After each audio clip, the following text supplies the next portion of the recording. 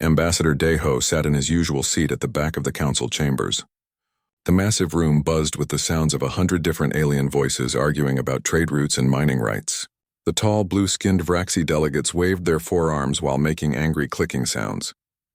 The floating gas beings called Nithori changed colors from purple to bright orange as they got excited. Everyone talked at once, as they always did. Deho looked at his simple black briefcase. Inside were his final reports, all completed and ready to submit. He had spent 3 years in this chair, listening to these same arguments, solving problems that others created, and being ignored when he offered solutions. Today was different. Today was the last day. He stood up slowly. The motion was quiet and smooth, but somehow several nearby delegates noticed. There was something about the way humans moved that caught attention, even when they tried to be invisible. Deho picked up his briefcase and walked toward the exit. His footsteps made no sound on the soft floor, but heads turned to watch him leave. "Where is the human going?" whispered a Vraxi delegate to his neighbor. "Probably to get more of that terrible coffee they drink," came the reply. Deho heard them, but did not stop. He walked out of the chambers and did not look back. 3 levels down in the trade section, Hyejin was having the busiest day of her career. Her computer screen showed 17 different supply chains that needed attention. Food shipments to the outer colonies, medical supplies for the military bases, and raw materials for the factory worlds. All of it had to move on time, or people would suffer. She worked with quick, efficient movements. Her fingers danced across the keyboard as she balanced shipping schedules, found backup routes when the main ones got crowded, and solved problems that no one else even knew existed. The Vraxi traders she worked with often joked that humans had magic fingers for making complicated things simple. At exactly 1800 hours, Hyejin saved her last file and logged out of her systems. She had trained the computer to handle routine tasks, but the complex problem-solving that kept everything running smoothly would now be missing. She gathered her personal items from her desk, a small photo of her family back on Earth, a coffee mug that said "Best Mom in the Galaxy," and a small plant that somehow thrived under the artificial lights. "Leaving early today, Hyejin?" asked Kexara, her Nithori supervisor, who appeared as a shimmering cloud of green gas. "Not early," Hyejin replied. "On time. My replacement should be here soon." She knew there was no replacement coming. There never had been a replacement planned. She walked to the elevator and pressed the button for the docking bays. On mining station Omega-7, Taemin was finishing his shift in the power core. The massive fusion reactor that kept the station running needed constant attention, small adjustments to keep the energy flow steady, quick repairs when components wore out, and careful monitoring to prevent the kind of accidents that could kill thousands of people. Taemin had been doing this job for 5 years. He knew every sound the reactor made, every vibration that meant something needed attention. The other workers on the station often said that he could feel when something was wrong before the computers even detected it. He completed his final inspection and submitted his report. Everything was running perfectly, just as he always left it. His replacement was supposed to arrive in 2 hours, but Taemin knew that no one was coming. He gathered his tools and placed them neatly in the storage locker. Someone else would need them eventually. "See you tomorrow, Taemin," called out Vexilor, a 6-armed mechanic from the spider-like arachnid species. "Take care of yourself," Taemin replied. He did not say he would not be back. In the agricultural center of New Harmony, So Young was checking the final harvest reports. The planet fed 37 other worlds, and the timing of every crop had to be perfect. Too early and the food would spoil before it reached the hungry colonies. Too late and people would starve waiting for it. She had spent 8 years learning the weather patterns, soil conditions, and growing cycles that made this planet so productive. The massive farming operations were run by machines, but those machines needed someone who understood both technology and nature to guide them. So Young uploaded her last set of instructions to the farming computers. The current crop was safe and would be harvested on schedule. After that, the people who came after her would have to figure things out for themselves. She hoped they would learn quickly. She walked through the fields one last time, feeling the warm sun on her face and breathing the clean air that smelled of growing things. In a few hours, she would be on a ship heading far away from here, but for now, she wanted to remember what she was leaving behind. Back in the council chambers, Chancellor Vorthak of the hegemony was reviewing the day's business. The mining quotas were approved, the new trade agreements were signed, and the military budget was increased by 12%. It had been a productive day. "Sir," said his aide, a nervous young hegemony citizen with pale blue skin, "I have some strange reports coming in from various stations." "What kind of reports?" Vorthak asked without looking up from his papers.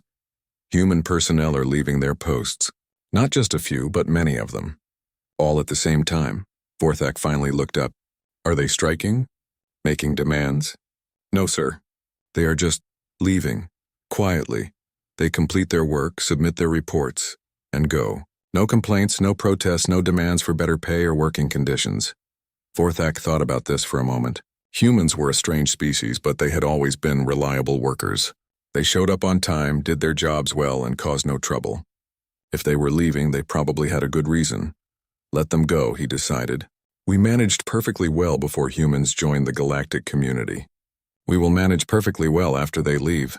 Besides, how much difference can one minor species really make?" His aide nodded and left to file the report. Neither of them realized that they had just witnessed the beginning of the most sophisticated strategic withdrawal in galactic history. Across hundreds of worlds and thousands of space stations, humans were quietly finishing their shifts, submitting their final reports, and walking away from jobs that kept galactic civilization running. They left no angry messages, made no threats, and caused no damage. They simply stopped being there. The galaxy was about to learn what it really meant when the people who fixed everything decided to stop fixing things. Admiral Kexley floated in her command chamber, her gas-like body shifting from blue to deep purple as she read the reports flooding her screens.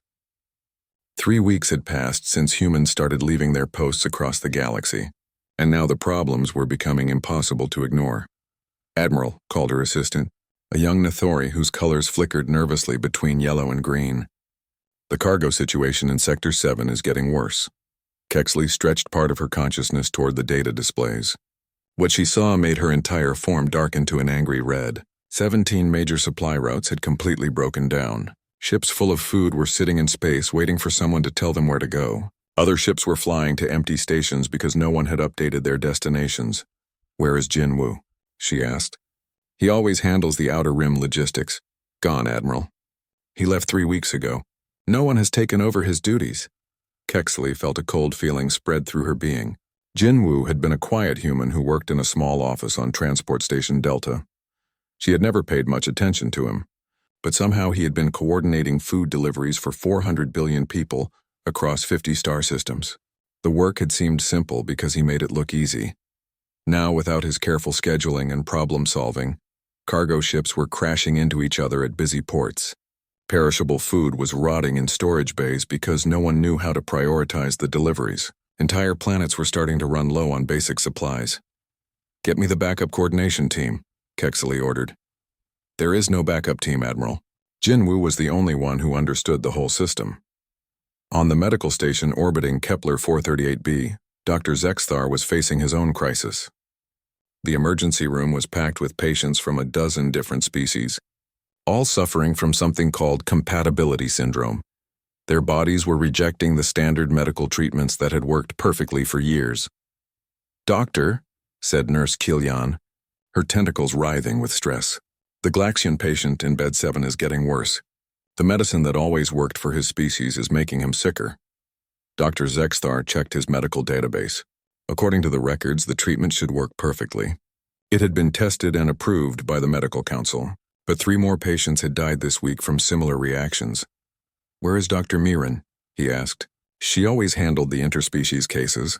She left with the other humans, doctor. But she was just a research assistant. She never treated patients directly. Zexthar felt his blood temperature drop.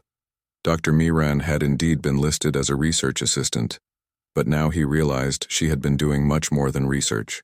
She had been quietly modifying treatments for individual patients, adjusting medicines for genetic differences between species, and preventing exactly the kind of medical disasters that were now happening. He found her old research notes in the computer system. Page after page of detailed observations about how different alien biologies reacted to various treatments.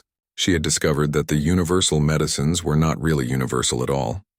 They worked most of the time, but needed careful adjustment for individual cases. Without her knowledge and intuition, the medical staff were essentially working blind. They could treat members of their own species just fine, but when it came to the complex interactions between different alien biologies, they were lost. "Put out a call for any doctors who have experience with interspecies medicine," Zexathar ordered. 3 hours later, the response came back: "No qualified personnel available in this sector." Engineer Vorthek was having the worst day of his career. The quantum communication network that connected his star system to the rest of the galaxy was falling apart. Messages that should take minutes to transmit were taking hours. Some signals were getting completely scrambled. Others were being received before they were sent, which should have been impossible. "Run a full diagnostic on the quantum resonance array," he told his team. The diagnostic came back clean. All the equipment was working perfectly. The problem was not with the machines themselves, but with how they were being operated. "Sir," said his junior engineer, a young Vraxi with nervous-looking blue skin, "I found something in the maintenance logs." A human named Hyun-Soo was making small adjustments to the resonance frequency every few hours. Vorthek looked at the data. The adjustments were tiny, barely noticeable changes that should not have mattered, but when he compared the network performance before and after Hyun-Soo left, the difference was dramatic. "These changes make no sense," Vorthek muttered. "Why would anyone adjust a perfectly calibrated system?" He spent the next 6 hours trying to understand Hyun-Soo's work. Slowly a picture emerged. The quantum network was not as stable as they had thought. Tiny fluctuations in space-time, solar radiation, and gravitational fields were constantly pushing it out of alignment. Hyun-Soo had been making constant micro-adjustments to compensate for these problems. It was like trying to balance on a tightrope in a windstorm.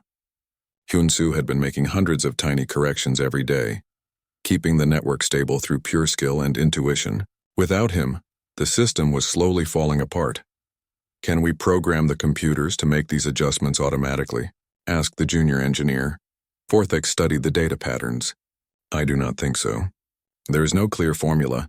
It seems like Hyun-Soo was using some kind of instinct." On the pleasure world of Paradise Station, Counselor Kexhara was dealing with a different kind of crisis. The station's famous cultural festivals were turning into disasters. The annual Unity celebration, which was supposed to bring together artists from 50 different species, had erupted into 3 separate riots. "What happened?" Kexhara demanded from the security chief. "Cultural misunderstanding, sir. The crystallites were offended by the Zephyrite music. The gas beings thought the solid matter art displays were insulting their intelligence. The warrior clan started fighting because someone served their food at the wrong temperature." Kexhara felt a headache forming behind his eyes. "But we have had these festivals for decades. There are protocols for this." "Yes, sir. But the protocols were managed by Nari. She left 3 weeks ago." Kexhara had barely noticed Nari. She was a quiet human woman who worked in the Cultural Affairs office. Her job title was Interspecies Relations Coordinator, which had sounded like a fancy way of saying party planner. Now he understood that Nari had been doing something much more important. She had been preventing wars. Every festival, every cultural exchange, every diplomatic dinner had been a potential disaster waiting to happen. Different species had completely different ideas about art, music, food, and social behavior. What one species considered beautiful, another might see as deeply offensive. Nari had spent years learning the subtle differences between alien cultures. She knew that crystallites could not tolerate certain sound frequencies. She understood that gas beings saw solid art as a reminder of their mortality. She remembered that warrior species needed their food served at body temperature, or they would interpret it as an insult. Without her careful management, the cultural programs that kept different species friendly were becoming sources of conflict instead. "Sir," said his assistant, "we have 17 formal complaints from different species about cultural insensitivity. 3 of them are threatening to withdraw from the Cultural Alliance." Kexhara slumped in his chair. "Get me a list of all the humans who worked in cultural affairs." "They are all gone, sir. Every single one." The reports kept coming in from across the galaxy. Economic systems failing, because human accountants had been the only ones who understood the complex interspecies trade regulations. Transportation networks grinding to a halt, because human coordinators had been managing the traffic flow. Environmental systems on dozens of worlds starting to break down because human engineers had been making the constant small adjustments needed to keep them running. In every case, the pattern was the same. Humans had been working quietly in the background, solving problems that other species did not even know existed. They had made everything look easy by handling the difficult parts themselves. Now they were gone, and the galaxy was beginning to understand just how much work they had been doing. Chancellor Vorthak received his first formal complaint from the Merchant Guild at the end of the week. Efficiency ratings have dropped, 34% across all sectors, the message read. Trade volume is down, delivery times are up, and customer satisfaction has hit the lowest levels in recorded history. Where are the humans? We need them back immediately. Vorthak stared at the message for a long time. When humans had first joined the galactic community, he had wondered what they could possibly contribute. They had no advanced technology, no powerful military, no ancient wisdom like the elder races. Now he was beginning to suspect that they had contributed something else entirely. Something that had become so essential to galactic civilization that its absence was causing everything to fall apart. But that was impossible. Humans were just a minor species. How could their departure possibly matter this much? He told his aide to file the complaint and sent a message to the other council members. Minor supply chain disruptions expected to resolve shortly. No cause for concern. He was wrong about that. The disruptions were just beginning. Supreme Coordinator Kalvesh had not slept in 3 days. His office was filled with reports from across the galaxy, and every single one brought worse news.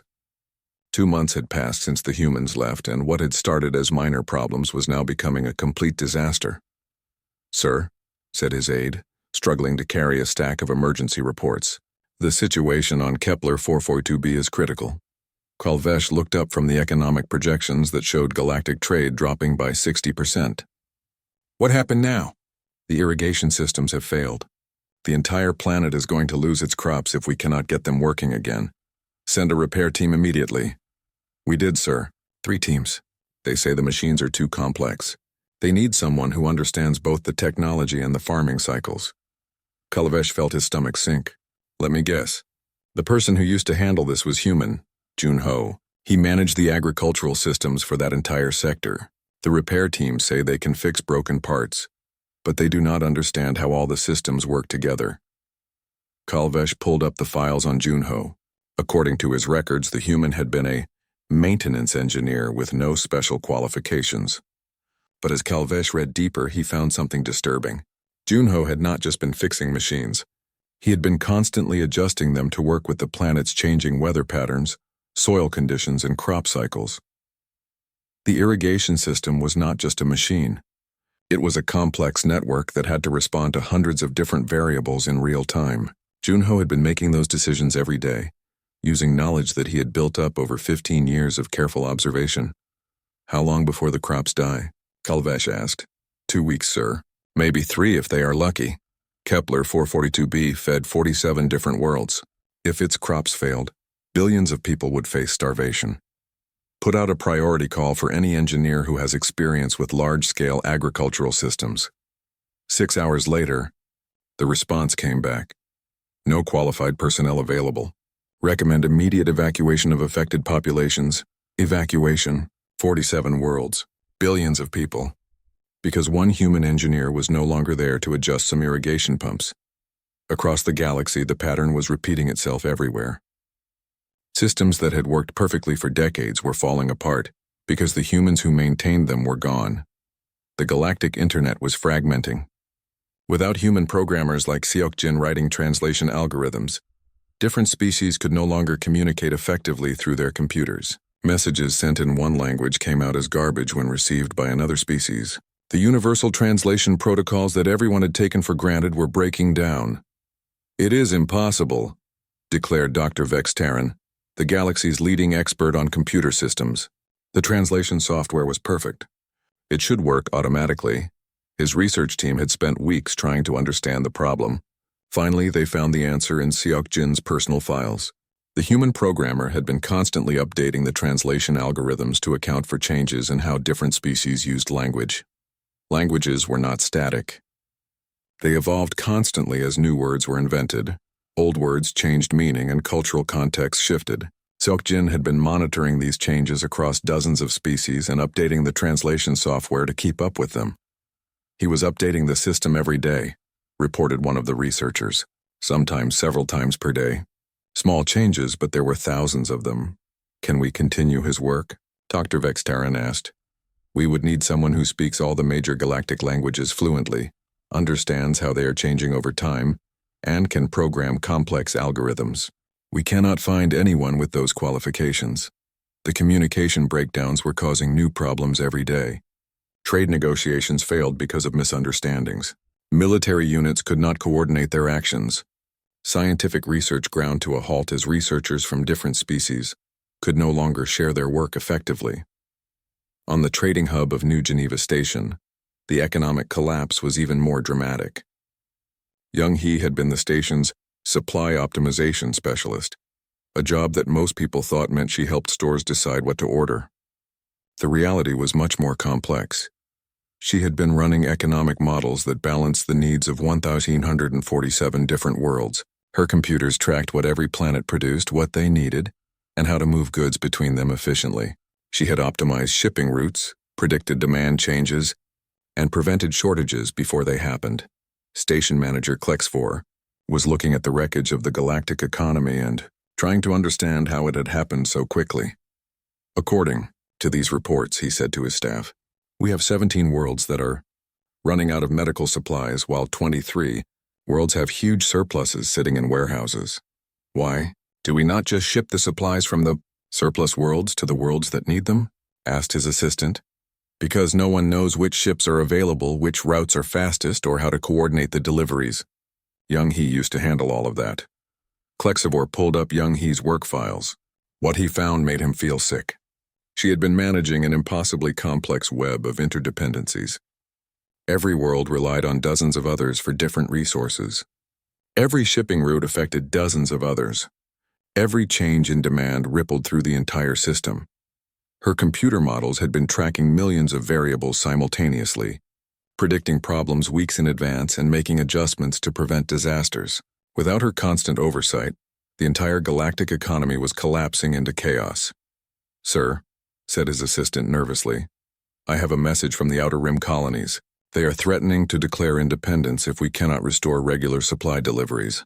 How many colonies? 237, sir. They say they cannot trust the galactic government to meet their basic needs. The political crisis was spreading as fast as the economic one. High Counselor. Thexara was receiving emergency messages from across the galaxy as local governments lost confidence in the galactic system. The problem is not just the supply shortages, explained her political advisor. It is the feeling that the galactic government has lost control. People are scared. Thexara studied the reports from her intelligence services. What she found was deeply disturbing. The humans had not just been workers in various industries. They had been the people who made the galactic government actually work. Yunji had been managing the cultural exchange programs that kept different species from hating each other.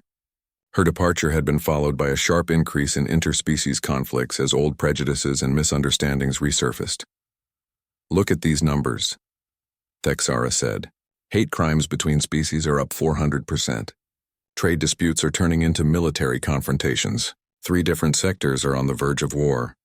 What did Yunji do exactly? Asked her advisor. Thexara reviewed the files. She organized cultural events, managed student exchange programs, and coordinated interspecies marriage ceremonies. It sounds trivial, but it was not trivial at all. Yunji had been building personal connections between members of different species. When Avraxi and a Zephyrite worked together on an art project, they stopped seeing each other as alien enemies and started seeing each other as individuals. When young people from different worlds fell in love and got married, their families learned to accept other species as part of their own. Without those personal connections, the galaxy was reverting to its natural state of suspicion and fear. Species that had been allies for decades were starting to remember why they had been enemies before humans arrived. Sir, reported the military liaison, we have confirmation of 3 new interspecies conflicts this week. The crystallites and the gas giants are fighting over mining rights in the Vega system. The warrior clans are raiding merchant guild convoys again. and the elder species are demanding that the younger races submit to their authority. Texara felt the weight of galactic civilization pressing down on her shoulders. Everything was falling apart at once, and she was beginning to understand why. The humans had not just been workers. They had been the glue that held galactic civilization together. They were the ones who made sure different species could communicate, trade, and live together peacefully. They had been so good at this job that everyone else had forgotten how difficult it was. "Get me a full analysis," she ordered. "I want to know exactly what every human in the galactic government was doing. Every job, every responsibility, every task that is now not being done." The analysis took 3 days to complete. When it arrived, Texara read it twice before she could believe what it said. Humans had been involved in virtually every critical system in galactic civilization. They were not the leaders or the decision-makers, but they were the people who made sure that decisions actually got implemented. They translated between species that could not understand each other. They solved technical problems that others could not figure out. They mediated disputes and prevented conflicts. Most importantly, they had been the ones who understood how everything fit together. The galactic government was not just a collection of separate departments. It was a complex system where every part affected every other part. Humans had been the only species that seemed to naturally understand those connections. Fleet Commander Zarthek had led military campaigns against space pirates, rebel colonies, and hostile alien species. He had never been defeated in battle.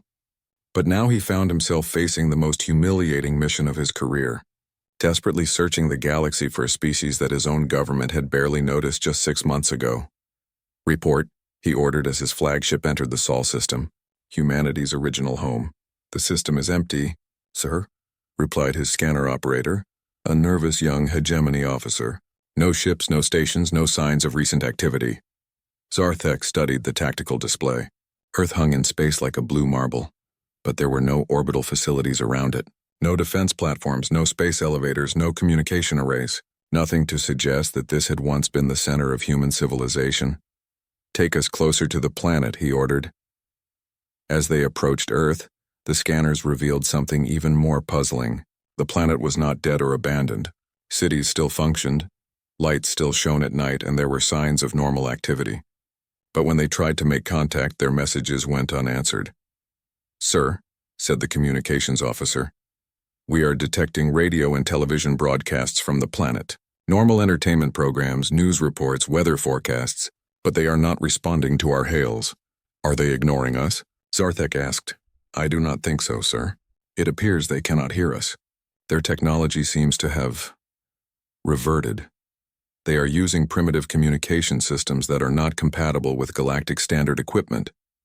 Zarthek felt a chill run down his spine. The humans on Earth were acting as if the galactic community did not exist, as if they had never been part of it at all. "Take us to the human colonies," he ordered. "Maybe we will find answers there." But the colonies told the same story. New Terra, humanity's first interstellar settlement, was functioning normally but showed no signs of galactic technology. The orbital stations had been dismantled, the quantum communication arrays were gone, and the inhabitants were living as if they were completely isolated from the rest of the galaxy. "It is like they deliberately erased all traces of galactic contact," reported his intelligence officer. "They removed every piece of advanced technology, every sign that they had ever been part of our civilization. Most disturbing of all were the dates on the local computer systems. According to human records, they had been preparing for this isolation for years. Supply stockpiles had been built up. Manufacturing facilities had been converted to produce everything they would need without galactic trade. Alternative transportation networks had been established using older, slower technology that did not rely on galactic infrastructure. "Sir," said his aide quietly, "I found something you should see." The aide handed him a datapad containing files recovered from an abandoned human research station. The files belonged to someone named Chung Min, and they contained detailed studies of every major galactic civilization. Zarthek read the files with growing alarm. Chung Min had systematically analyzed the weaknesses and dependencies of every council species. He had identified which systems were critical to their survival, which technologies they could not live without, and which personnel were essential to their operations. The analysis was devastating in its accuracy. Chung Min had predicted exactly how each species would react to the loss of human support. He had calculated how long it would take for their systems to collapse and what the consequences would be. "This is a military intelligence analysis," Zarthek said slowly. "They were studying us like enemies." But as he read further, he realized it was not quite that simple. The files also contained detailed plans for how to help each species recover from the collapse, suggestions for alternative systems, recommendations for new personnel training, and proposals for more sustainable ways of organizing galactic civilization. "They were not trying to destroy us," he said to his aide. "They were trying to teach us." The most shocking discovery came from Dr. Sujin's personal logs found in an abandoned medical facility. Her final entries revealed the true scope of humanity's withdrawal strategy. Phase 1 complete. She had written, "All infrastructure dependencies documented. Backup systems established. Alternative supply chains tested and confirmed operational. Phase 2 can now begin." "What is Phase 2? Zarthek asked his intelligence team. "We are not sure, sir, but there are references to something called the demonstration. It appears they wanted the galaxy to experience the consequences of their absence." Zarthek studied the timeline in Sujin's files. The humans had been planning this withdrawal for at least 5 years. During that time, they had quietly mapped every critical system in galactic civilization. They had identified exactly which jobs to abandon to cause maximum disruption while maintaining plausible deniability. "Sir," reported his communications officer, "we just received a message from home. The Council is demanding an immediate report on our progress." Zarthek looked at the data they had collected. How could he explain to the Council that humanity had orchestrated the most sophisticated strategic withdrawal in galactic history, that they had been completely outmaneuvered by a species they had considered simple and unsophisticated? "Tell them we are still investigating," he said finally. But privately he knew the truth. Humanity had not just left. They had performed a masterpiece of strategic planning that would be studied in military academies for generations. If it had been a war, Zarthek would have called it brilliant. The fact that it was not a war made it even more impressive. Meanwhile, back on the capital world, teams of specialists were desperately trying to analyze the humans' methods.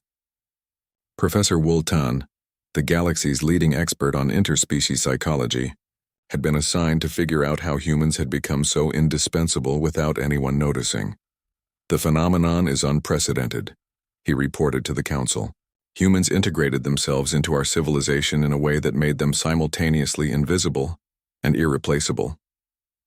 His research team had spent months studying human behavior patterns. What they found challenged everything the galactic community thought they knew about intelligence and capability. "Humans appear to have a unique psychological trait," Wultan explained. "They naturally think in terms of systems and connections.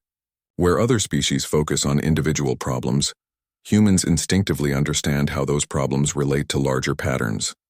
The evidence was overwhelming. In every field where humans had worked, they had been the ones who understood how different parts of the system affected each other.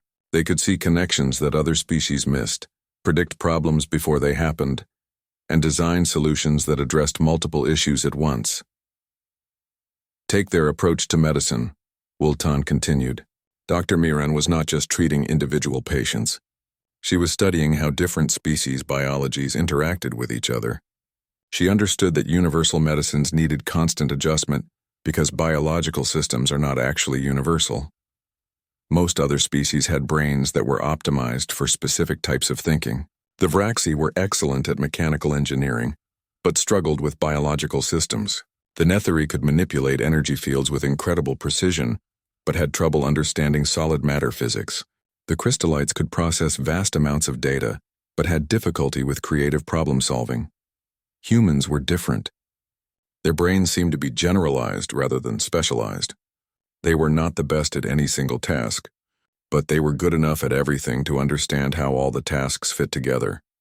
It is like they were designed to be the connecting tissue between different types of intelligence," Wultan concluded.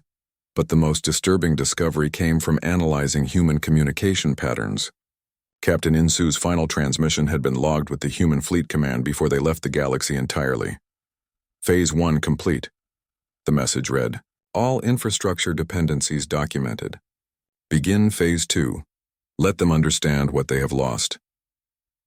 The message had been sent from somewhere beyond the galactic rim, using technology that the Council's best scientists could not identify. Wherever the humans had gone, they were still organized, still coordinated, and still following a plan. "There is more," reported the intelligence analyst who had decoded the message. "We detected similar transmissions from hundreds of other locations." The humans did not just leave randomly. They regrouped at predetermined locations and then moved together to somewhere beyond our scanning range. Grand Admiral Cortex, the most experienced military leader in the galaxy, reviewed all the evidence and reached a conclusion that made his blood run cold. "They did not just leave," he reported to the emergency council session. "They performed the most sophisticated strategic withdrawal in galactic history, and we never even realized we were at war." The room fell silent as the implications sank in. For months, the council had been thinking of this as a labor dispute or a cultural misunderstanding. They had assumed the humans would eventually come back when they realized how much the galaxy needed them. Now they understood the truth. This was not a tantrum or a negotiating tactic. It was a carefully planned demonstration of power. Humanity had proven that they could bring galactic civilization to its knees without firing a single shot, simply by refusing to do the work that kept everything running. 1 year after humanity's silent departure, Emergency Chancellor Vrexoth stood in what had once been the Grand Council chambers and looked at the ruins of galactic civilization. Half the seats were empty now.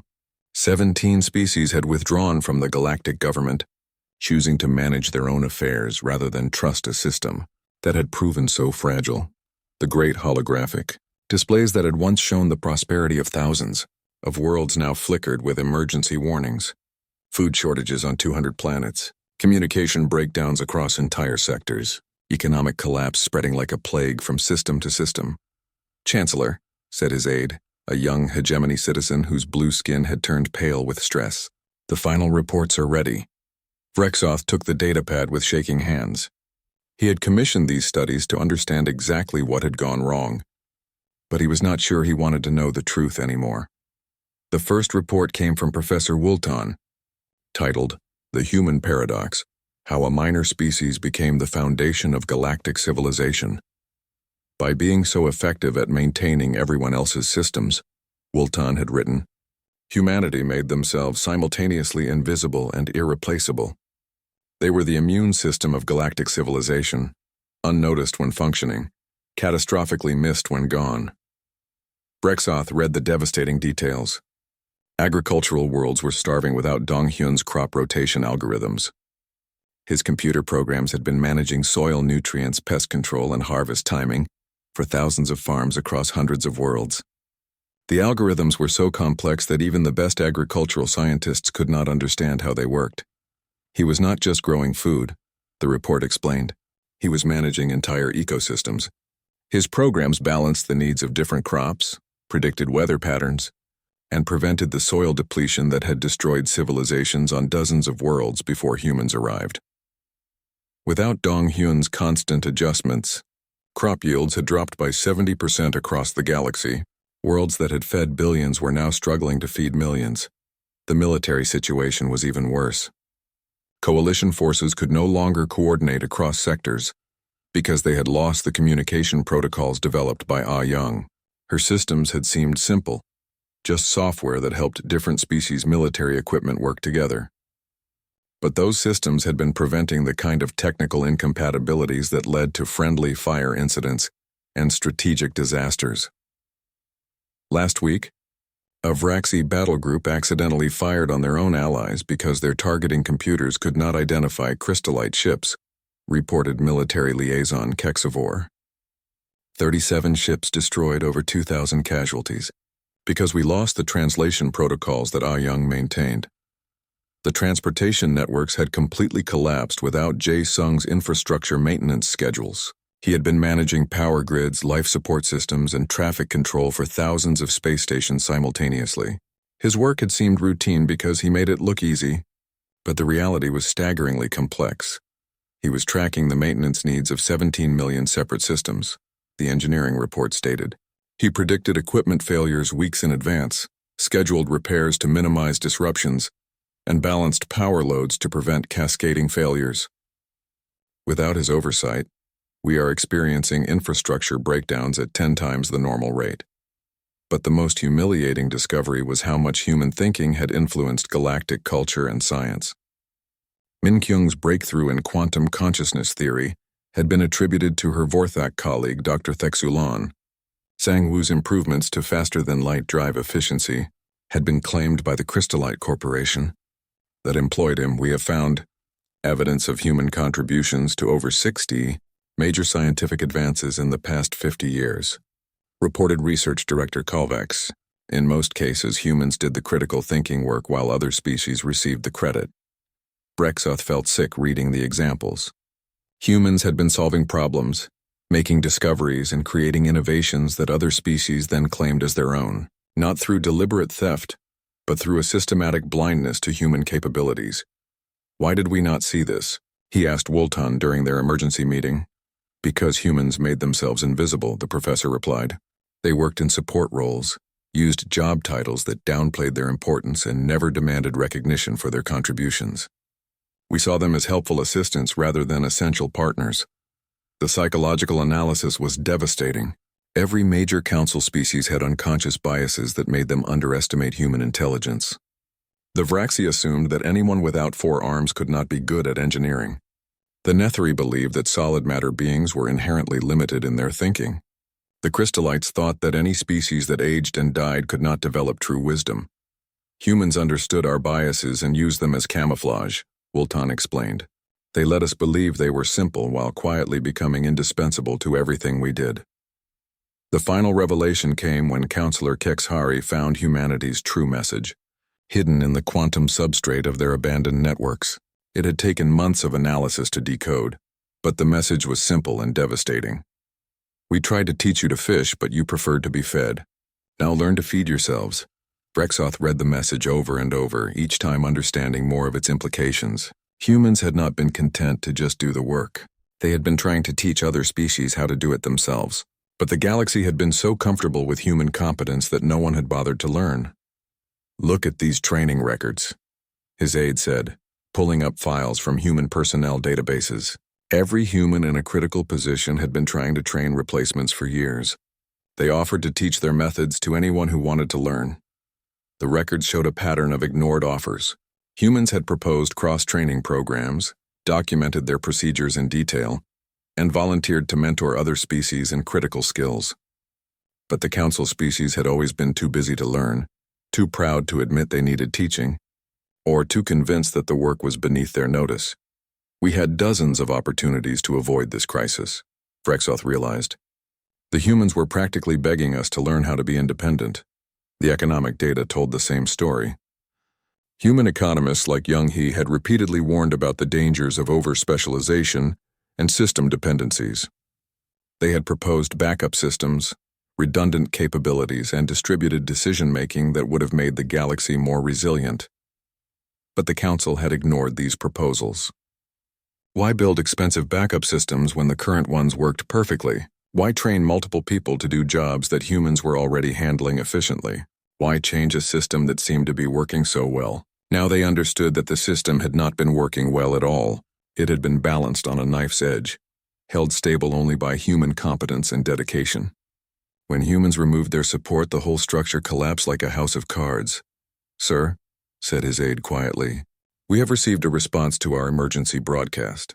For months, the Council had been sending desperate messages across all known frequencies, begging humanity to return. The messages had grown increasingly frantic as the crisis deepened. Finally, a response had come. Brexoth activated the holographic display.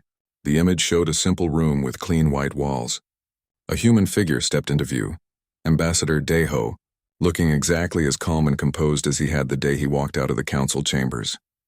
"To the Galactic Council," Deho said in his quiet, measured voice, "we have received your messages requesting our return. We appreciate your concern for galactic stability, but we will not be coming back to restore the systems you allowed to collapse." Brexoth felt his heart sink, but Deho continued, "However, we are not abandoning the galaxy. We are simply done being invisible. When you are ready to build something better, a civilization, where every species contributes according to their abilities and receives recognition for their work, We will be willing to help. The message included coordinates to a star system beyond the galactic rim and detailed proposals for a new form of galactic government, one based on cooperation rather than dominance, mutual respect rather than unconscious bias, and shared responsibility rather than dependence on any single group. We have learned to be independent, Deho concluded. Now you must learn the same lesson. When you have built systems that can function without any one species being indispensable, contact us again. We will be waiting. The transmission ended with a final image. A thriving human colony on a world that sparkled with clean energy and efficient technology. They had not just survived their exodus from galactic civilization. They had prospered. Brexoth sat in silence for a long time after the message ended. Around him, the once mighty council chambers felt empty and hollow. The great empire they had built was revealing itself to be nothing more than an elaborate facade, held together by the quiet competence of a species they had never bothered to truly see. "What do we do now?" asked his aide. Brexoth looked at the proposals humanity had sent. Plans for distributed infrastructure, shared knowledge systems, and cooperative decision-making. It would take decades to implement these changes,